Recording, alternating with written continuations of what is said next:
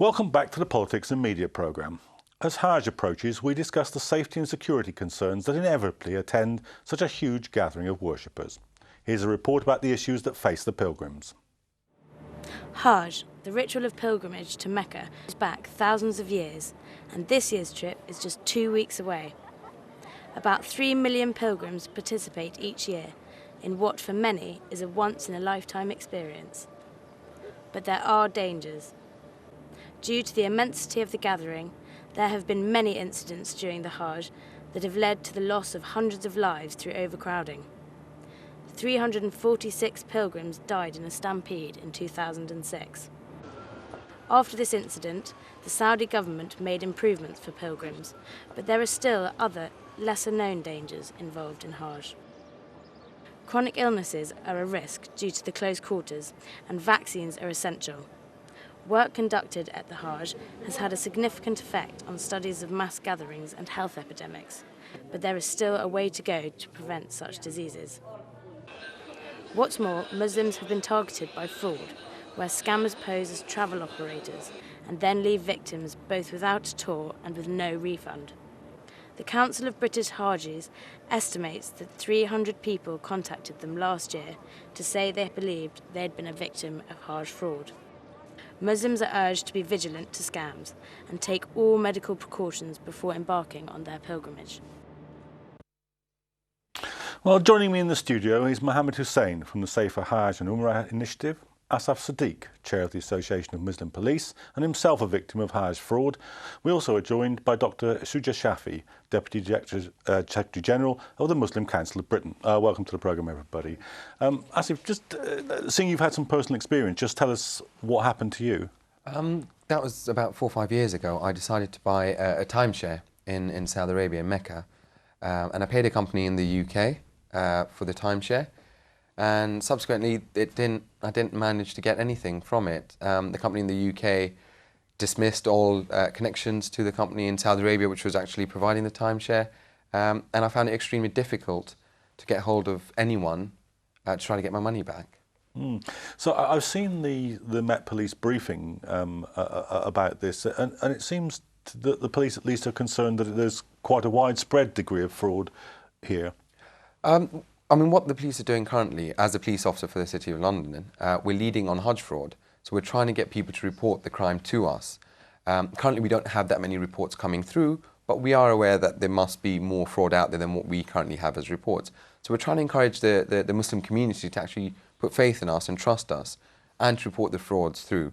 And that way we can then analyse and investigate all the frauds and bring the perpetrators of this horrific crime to justice.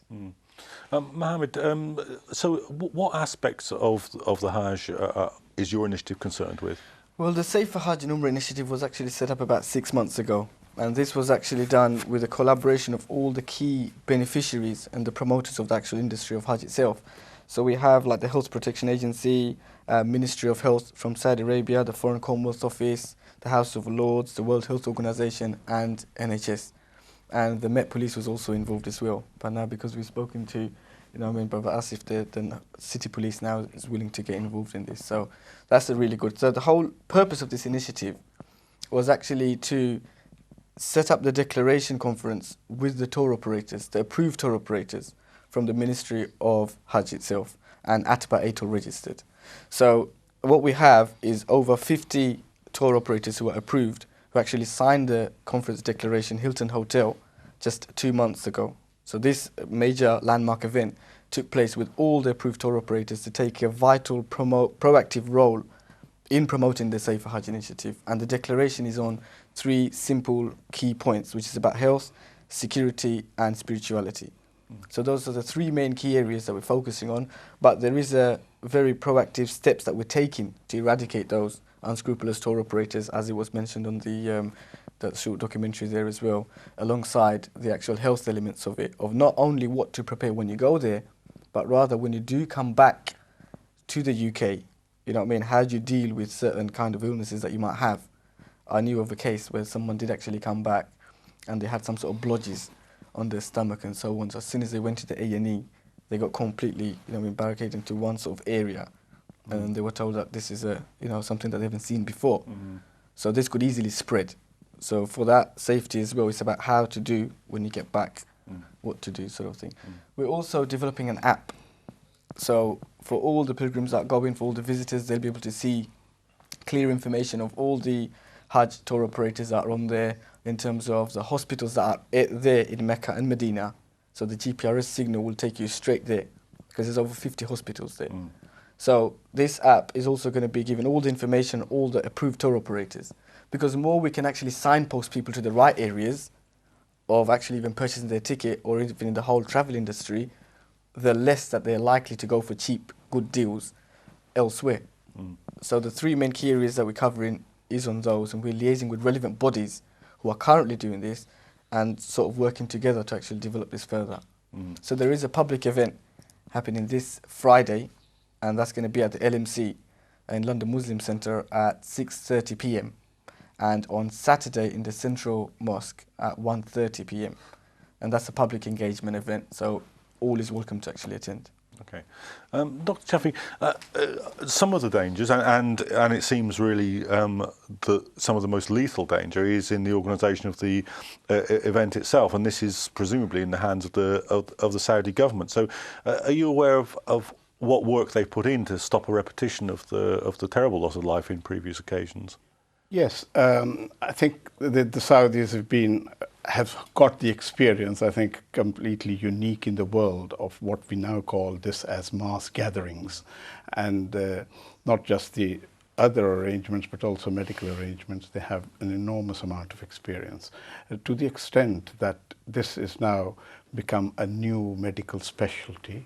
What we call the Jeddah Declaration, where this was first perceived and conceived, and then we now have the WHO who have actually sanctioned this and agreed this as being a new medical specialty in which Saudi Arabia is leading. So in terms of experience, that has actually unparalleled experience they have. Now, our involvement has been for the past 12 years now, when in 2000 and then 2001, there was an explosion of meningitis cases related to Hajj. When found out where this came from, many people gave the history that they have been either recently to the Hajj themselves or have been in contact with people who had been to the Hajj. And that created an interest, and we then worked with the authorities here in the UK, and it actually very soon turned out to be an international outbreak. And the advent of that outbreak resulted in the Ministry of Hajj and Ministry of Health in Saudi Arabia using this vaccine, which we call the quadrivalent vaccine, which is now used as almost mandatory. And the task for us was to then make sure that people actually receive that vaccine. And I think having done that, having succeeded in that, we found that in fact there was an abrupt drop in the cases of meningitis and in fact and death. And that particular episode was really carried a high mortality rate, about 16%.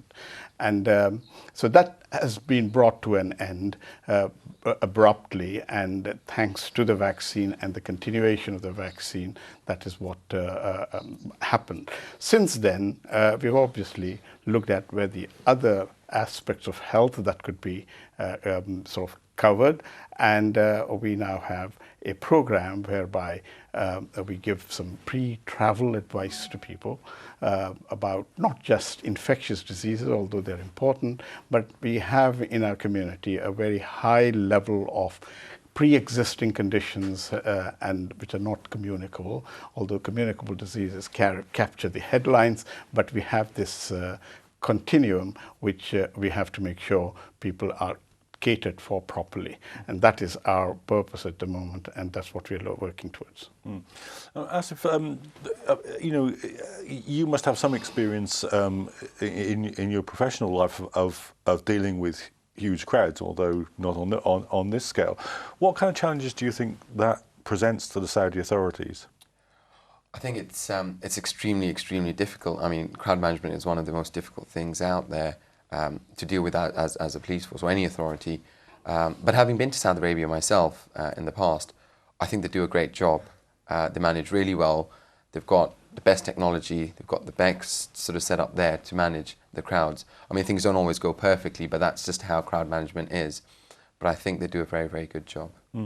Asif, do you give advice? Is your initiative giving advice to people about how to because I mean, any of us who've been in huge crowds know that there are certain ways of behaving and certain things to look out for when you're moving through crowds or moving with crowds like that. Do you deal with that side of things? Well, basically, the Safer Hajj Initiative is actually culminating with all of those of what we're discussing here, with the health room itself and with the actually unscrupulous tour operators. But in terms of the actual mass gathering itself, I think it's about, there is actually, obviously, because we're in the other hemisphere altogether, so there's all different kind of diseases, mixes with everything, so certain vaccinations that we even take from this end doesn't actually even equate to what we might face on the other side. And that's actually a mixture of it. But in terms of the preparations for the British pilgrims, that's the area that we're trying to focus on, because that's within our sort of range to deal with accordingly. So if people take prior actions and know useful contacts of when something happens and how to actually conduct themselves once they're there, because the third point about spirituality is actually focusing on the areas that are obligatory for Hajj and Umrah as well, certain things are recommended, like for example kissing of the black stone, you know, that's not necessarily an obligatory act, but because of that it causes a lot of problems and so on. So it's about safeguarding and giving sort of preemptive, you know, cues to people, if you like, so that when they're there, they know what they need to do and what they don't need to do. So, but for 3 to 5 million people in one space within that short period of time is something that is a challenge. And I think year in, year out, they are beginning to improve that, because I met up with, I think it's this doctor who's actually dealing with that on behalf of those kind of areas of mass gathering. Before this, have a group of doctors that used to go at every Hajj period, and if should anything happen, you know, I mean, I'm sure Dr. Shafi would know more about that, but I think that got stopped. So that's creating a bit of a problem as well because of health advice whilst people are there. On that issue, Shafi? Yeah, there used to be a British Hajj delegation where a group of doctors went to look after the British pilgrims. While that's been a very useful exercise, it's unfortunate it stopped, but it also gives us an opportunity to look at the wider picture and see. And I think, you know, if we take the Hajj and health experience, it's a shared responsibility. The Saudis, as Asif has said, do a wonderful job, and I think, you know, we cannot really commend them more than sufficient enough. They do a wonderful job, and they're always progressing, and the improvements are being made. But we also have a responsibility as countries, individual countries, who send their pilgrims to see how best the pilgrims are prepared for, and that requires not only them sort of taking the appropriate precautions, health preventive measures, but also how to behave there, how to conduct themselves there, and how to use the facilities that are available there properly. And I think tour operators then have a very, very critical role. And I think, you know, we can have a health center set up there, etc. But actually, if you look at the communicable diseases and other aspects, it needs to be more personalized. And the tour operators in the group provide an ideal opportunity, a place where you can provide not only the service, but also take care of individuals and also report to authorities. So I think we should encourage tour operators to have a much more organized medical type of facility. Then at the end of the day, it is the individuals, and the individual themselves have to take the responsibility. It's not just people taking, you know, being exposed to infections there. Some of us, they get exposed to infections which come from people who are bringing in. The responsibility is also when people come back to make sure that it doesn't spread within the community. And all these need to be taken. And this is where I think we need a concerted effort, and the tour operators provide an ideal forum where this can be practiced. I mean, do we have any idea about, when we're talking about the responsibilities of the tour operators, do we have any sense of of whether or not people are going as part of groups mostly or as individuals? Because that's you know, the two things are different challenges. You can see the role that the tour operators would have with a group of people going. Harder when there's individuals travelling. It's true, it is a bit more difficult with individuals, but a lot of the tour operators, the way they've actually organised through our sort of face-to-face even discussions with individually each one of them, they do actually go as a group. A lot of people do get the group. Would you say most pilgrims are going as part of a group, or most pilgrims are going as individuals? I would say most are going as a group, from understanding from sort of over 50 organisations so far that we've spoken to. But the tour operators do, because either if they do even go as a family, they still have to go via the tour operators. It's not a direct ticket that you can book up or whatever. These visas are very limited throughout the year and so on. So, you know, all-rounder, they are, I would consider them to be very central in actually giving health messages, safety messages, security, and even the, you know, I mean, precautions they need to take before they go and even after they come back. Because even on the website, there will be videos as well, where people's experiences are shared directly by themselves, so they can say how it was for them, how it wasn't, and so on. And it's very important that I think as a united front, because we're, in terms of where I would say in my personal capacity, where from, you know, looking at this of where it could have been improved even from earlier, was that everybody's having their sort of pockets of points and objectives that they want to meet, which is excellent. But in terms of to do it as a unified front with all relevant bodies included that are main beneficiaries in different ways, like for the NHS, you know, I mean, it's going to actually even cost them a lot of money, you know, when people do come back with a lot of stuff, and that's public fund. So to give, you know, sort of precautions of how to handle yourself there, and if you can minimise that, that's the key benefit, you know. So same with the tour operators themselves, their reputation is at stake. So when they do actually not go with a crowd of people and people are happy with their service, you know what I mean, because it's actually a Hajj sort of an event and it's a spiritual journey, you know, people actually do feel as though I have to be patient. If I get scammed, that's life. That's sort of my destiny, you know what I mean? And I have to remain patient and so on. And what we're trying to do is change certain areas of that to say it's actually not. Because this is a life-saving. People are saving up a lot of money and it costs a lot of money as years go on. So when it comes down to, you know what I mean, sort of holding those people to account, it's very important that we do take a proactive role in sort of highlighting those people that are the cause for all of that kind of problem. Because if I went on a holiday in Dubai now, and it went completely upside down, I will definitely come back and find out what went wrong. And sorry, just to add to that, I think the key thing is that as a community, when we are booking these packages, we need to ensure that we have a paper trail of what we've paid for. And we should have the same expectations that we have of any other holiday, just the way you mentioned. So, you know, we should check whether it's ATOL registered, you know, where the website is, where it's based. Make sure you get emails, you get some documentation. Try to pay it by a form other than cash so that there's a paper trail, because once it comes to the investigation side, we can then investigate it if we can see a paper trail. And the other thing is come forward. You know, there's this perception amongst the Muslim community that, you know, maybe it was the will of God that this happened, and, you know, that's the whole spiritual journey of Hajj. That's right, but these people are actually taking advantage of the fact that, you know, people will not report this because of various different barriers. But the more, I think the Muslim community need to get out there, report it, whether it's directly to us or other organisations out there. I mean, there's tons of organisations which are doing some great work around sort of Hajj fraud, and you can use a variety of them to report things to us. But the reports have to come through to us for us to actually investigate. There's no need to suffer in silence, you know. Is it your sense that, I mean, you mentioned the sort of professionally registered travel agents there. Is it your sense that there are more tour operators operating in respect of Hajj without professional associations than there are in the normal sort of course of tourism?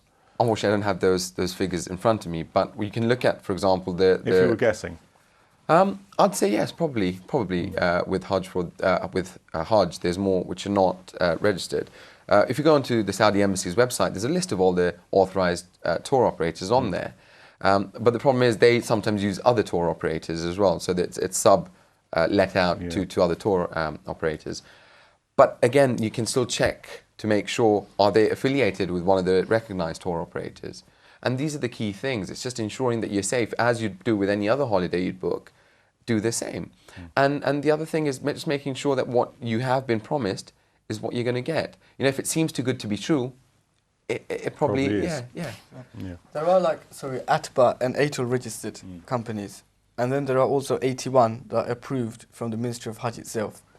So with those ones, obviously you're in sort of safe hands. But there's the unscrupulousness sort of area comes under two main areas. One is the direct fraud of you don't get to see even the plane to even get on board. But the other area is about mis-selling.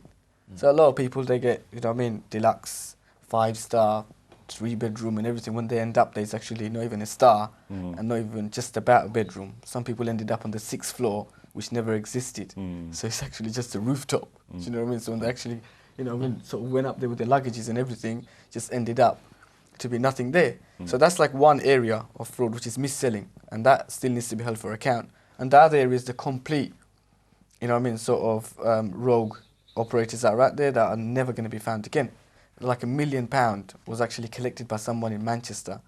That was actually a big case, and that nothing came out of it. And I think things like this are happening so often. I mean, in the documentary we saw earlier, it was mentioned by the British Council of Hajjis that they had about 300 reports of fraud last year. Now, these frauds are taking place, and they're getting bigger and bigger and bigger, so it is growing. But it's all back to, you know, it's not for the people to worry about what area they fall under. Report it. You know, whether it's mis-selling or it's a straightforward fraud, we'll still deal with it, you know, but it needs to be reported forward to us. Shafi, how much coordination is there between all the organisations involved in Hajj here and the Saudi authorities, including the police, actually, I'm wondering? Well, there could be a lot more done about it. I think we're just looking into it, but beginning to do this. But I think there's a lot of work to be done in that direction. I think one of the things that's worrying is that this is the extent to which this fraud takes place, but it doesn't get into the public domain. For example, we need to be able to tell the prospective pilgrims who are, say, for example, next year, whenever they're trying, to look out for these. And I think those are the things that we need to perhaps advertise much more frequently and much more prominently, so that this does not continue and the other new ones do not get entrapped into this problem. That I think is enormously helpful. The other thing, in terms of health, I think we do need a much more concerted effort, and it needs to start from here and continue the whole process, and even look after people when they come back. We've done quite a lot of research activity over the last 8 or 9 years and found that there is a particular format which we think we need to consider, so that as far as health aspect is concerned, health is much more, Hajj is much more safer. With the police, is there cooperation directly between the British police forces and the Saudi authorities? Well, we work with, because the fraud actually takes place in the UK, we liaise with all the forces in the UK throughout the country. So the National Fraud Intelligence Bureau or the City of London Police will lead on all Hajj fraud across the country. So basically, even if you don't live in London, you can still report a fraud to us, and then we will disseminate that through to the relevant force, or if it's relevant, we will deal with it as well.